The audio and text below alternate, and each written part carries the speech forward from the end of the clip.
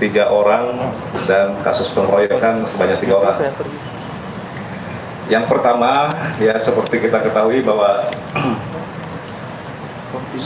selama ini setiap ada kejadian, masyarakat pun begitu mereka mengetahui bisa selalu memviralkan kasus tersebut.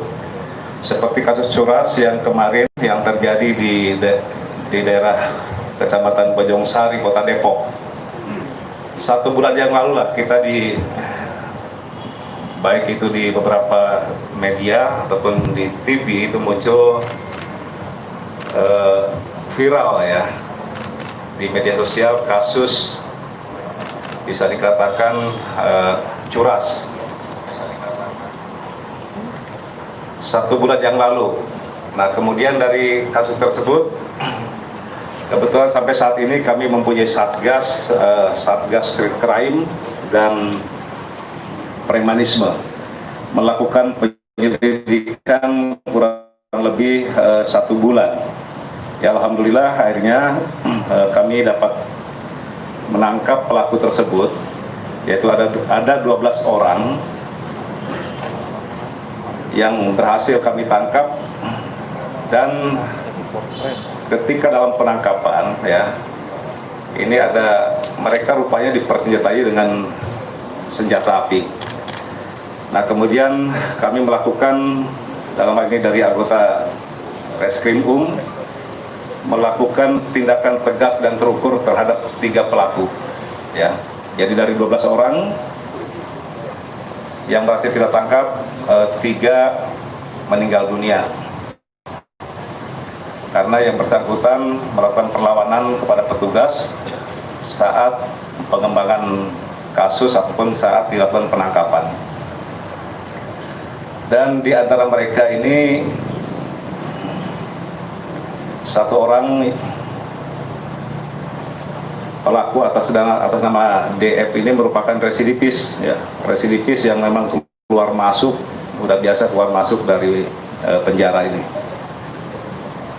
Kemudian untuk modus operandi ya terhadap spesialis nasabah bank ini, jadi ke-12 pelaku ini mempunyai peran masing-masing ya. Pelaku berpura-pura menjadi nasabah dan masuk ke dalam bank untuk mencari sasaran ya ataupun korban, yaitu nasabah yang melakukan penarikan uang tunai mereka anggap paling besar. Nah kemudian mereka melalui kontak lewat HP menyampaikan bahwa orang dengan ciri-ciri tertentu mereka mengambil uang itu, yang kemudian mereka ini dari para pelaku yang ditugaskan di bank ini menyampaikan kepada rekan-rekan pelaku yang lainnya. Kemudian dilakukan pembuntutan ya. Mereka melakukan pembuntutan terhadap korban, yang biasanya korban selalu begitu mereka mengambil uang yang dalam bentuk besar, mereka menggunakan kendaraan roda 4. Nah ketika misalnya di lampu merah, mereka mulai merapat, kemudian mereka memasang paku ke ban belakang sebelah kiri ya. Mereka memasang paku ke ban belakang sebelah kiri. Nah itu ban itu setelah dipasang paku dan menggunakan payung itu secara perlahan dia akan kempes, dan akhirnya korban itu akan menepi kan. Nah ketika korban menepi melihat bannya yang kempes itu, ini kesempatan biasanya pelaku kemudian itu bentuknya memecah kaca, dengan memecah kaca ataupun dia langsung dari sebelah kanan ini diperankan oleh pelaku yang lain ya untuk memecah kaca, kemudian mereka mengambil barang tersebut. Nah yang tempo hari ini beredar viral itu saat mereka mengambil uang, tetapi si supir dan korban ini dia mengetahui sehingga terjadi kejar-kejaran itu. Tetapi waktu itu memang dengan bantuan masyarakat pelaku berhasil lolos. Nah, berdasarkan dari CCTV itulah kemudian kami kembangkan, kami terus lakukan penyelidikan selama 1 bulan ya, 1 bulan, akhirnya terungkaplah bahwa ini merupakan sindikat pelaku curas ataupun curat spesialis nasabah bank. Dan dari hasil ini ya pemeriksaan yang mereka akui ini ada 9 TKP. Ya, ada 9 TKP yaitu di wilayah selain di wilayah Depok juga di Tangerang. Baik Tangerang Kota maupun Tangerang Selatan. Jadi hasil pengembangan itu ada 9 TKP yang mereka lakukan.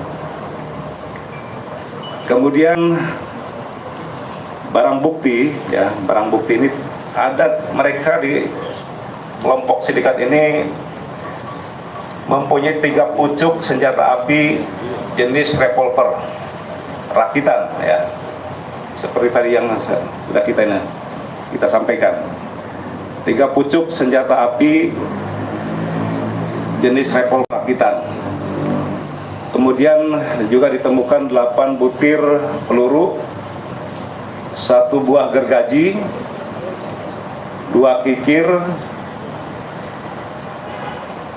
6 buah karet ban yang sudah dimodifikasi dengan ditempelin paku. Jadi mereka menempelkan paku ke ban itu.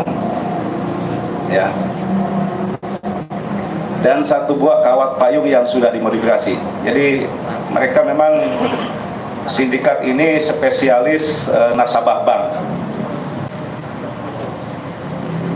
Tadi saya sampaikan bahwa para pelaku ini mempunyai peran masing-masing, ya. Mereka mulai dari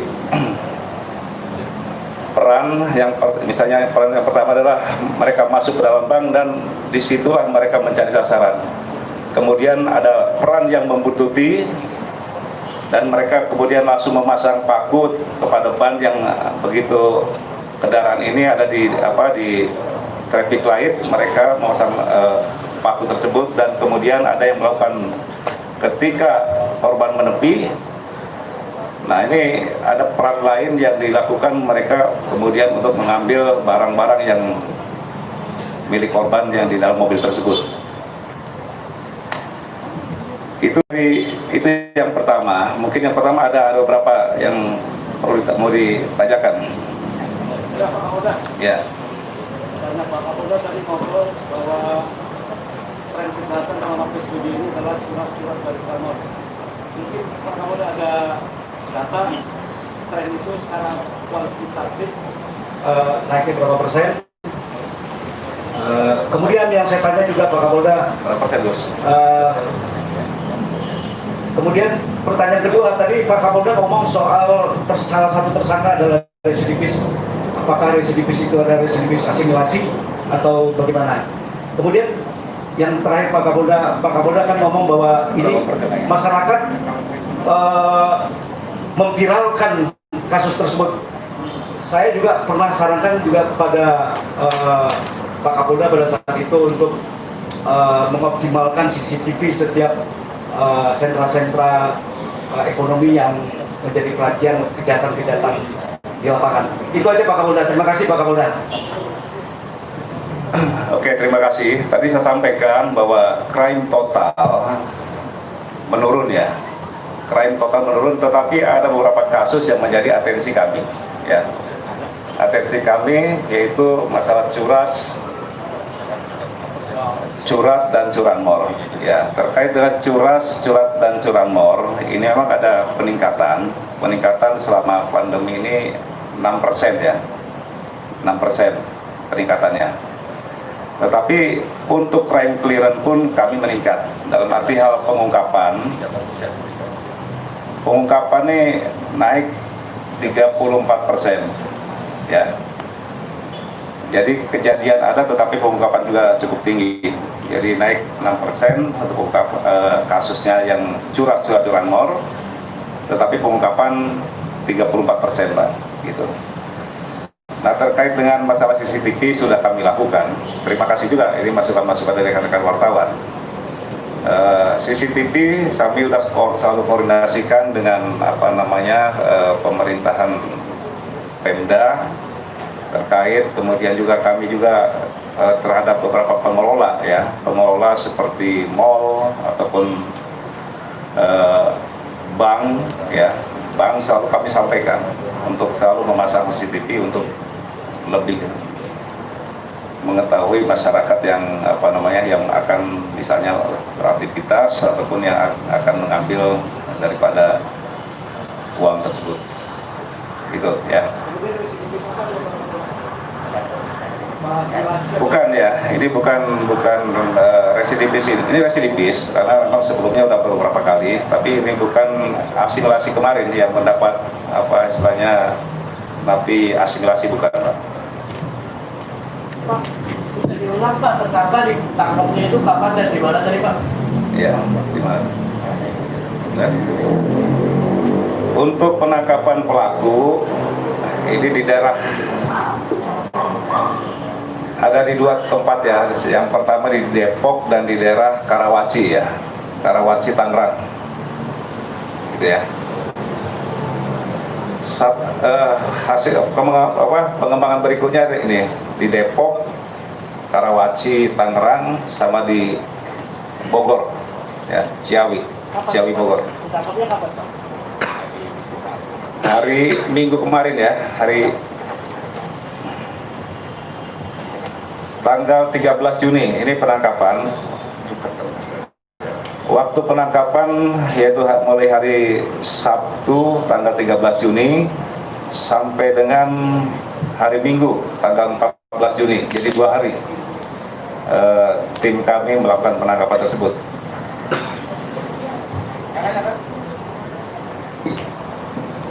Izin Pak Kapolda, saya Epi dari Hira.com. Mau tanya, tadi ada sekitar 12 tersangka. Kira-kira boleh dikasih tahu nggak inisialnya tersangka siapa? Terus yang dilakukan tindakan tegas terukur ada 3 orang yang meninggal dunia juga, kalau bisa dikasih tahu inisialnya. Terima kasih. Oke, terima kasih ya. Jadi untuk inisial tersangka yang meninggal dunia ya 3 orang, yaitu yang pertama BS, yang kedua RR, yang ketiga AMT, ya, itu 3 orang. Kemudian berikutnya WA, kemudian YS, DF, DD juga, yang ya DD-nya 2, kemudian berinisial H, berinisial T, yang ke-11 berinisial E dan S, ya, ini 12. Kemudian juga perlu saya sampaikan ya kepada rekan-rekan media bahwa terkait dengan nasabah spesial nasabah bank ini, kita masih melakukan pencarian terhadap 3 DPO ya. Ada 3 DPO yang sedang kami terus lacak keberadaannya, dan di antara ketiga DPO ini berinisial A, kemudian Aju AM dan H ya. Ini 3 orang yang masih kita terus lakukan pelacakan terhadap ketiga DPO tersebut.